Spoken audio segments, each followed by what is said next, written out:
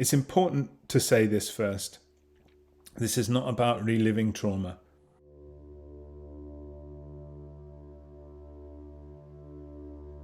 When we can process a traumatic event conceptually and emotionally, so we can make sense of it logically, and we can process the emotions as well at the same time in a way that we feel safe to do so. We update ourselves, we update our system, we update our operating system on the world. Our perceptions change and we take into account the new information that we found in a way where we can proceed forward in life. When we can't do that, we live with the effects of an unresolved trauma, which can be anxiety, dissociation, avoidance tactics, which can lead to drug, alcohol, sexual addictions, because people are just simply trying to avoid the emotional reaction to the trauma that is left unresolved and unprocessed. So this next bit's really important. If you have suffered a traumatic event, I want to just say, go very easy with yourself. This is about taking tentative steps. Now, this video can be no substitute for therapy or for having a good friend or someone who can hold a space for you to process your emotions in a safe and contained way, to allow you to update your system and know that you are safe.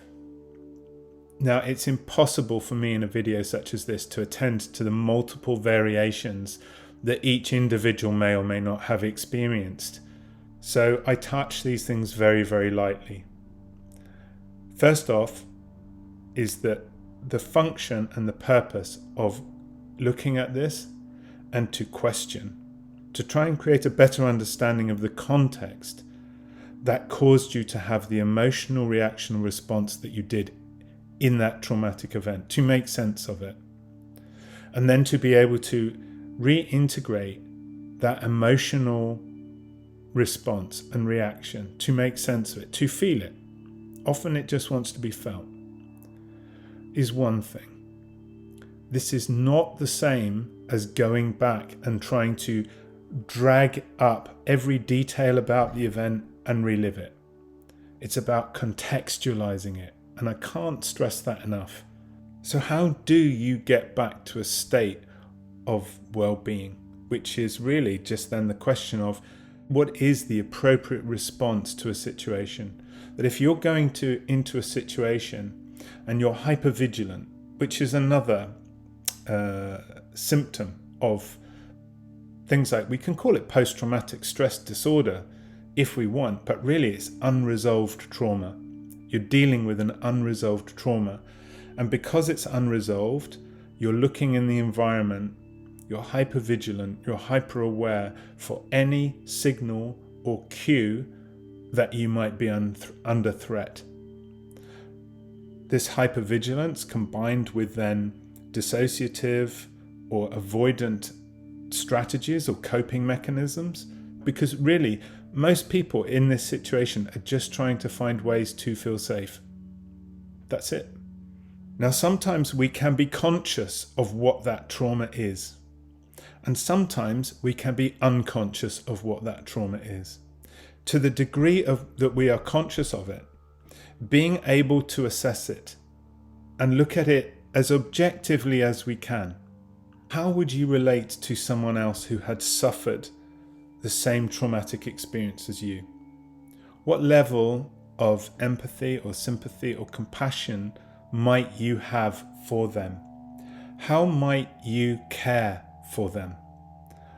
Sometimes it can be a simple bridge or a simple gap that you have to consider, that you need to show yourself that level of care, that level of compassion.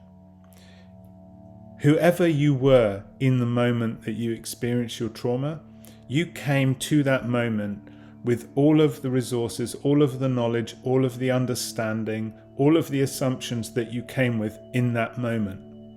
Your response in that moment was based upon all of the information that you had at hand. You are no longer that person. You now have updated information. If we consider that well-being is the appropriate response to things, then how are you responding appropriately now? If you're still taking an unresolved trauma and overlaying it on the world, that's what you're experiencing.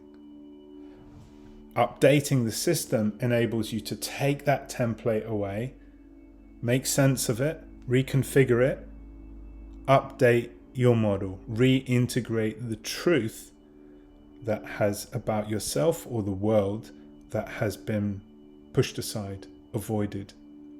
There's also the sense of the unconscious, that sometimes we can be unconscious of that trauma response and it can go on playing in the background. But often the reality is it will push us into situations to make us more conscious of it. This might be more traumatic events that repeat the same pattern through life, and it's being able to recognize when we're repeating a pattern and being able to be more objective, either by ourselves through the act of journaling or going for long walks and thinking, focusing with an intent to delve in, to seek answers. Sometimes that can be with someone who is objective, someone who can hear you and witness and be with your suffering, not in your suffering with you. Empathy is good up to a point, but sympathy is better, and compassion is better, and rapport and trust, because ultimately it's finding a place where you feel safe to process these things conceptually and emotionally.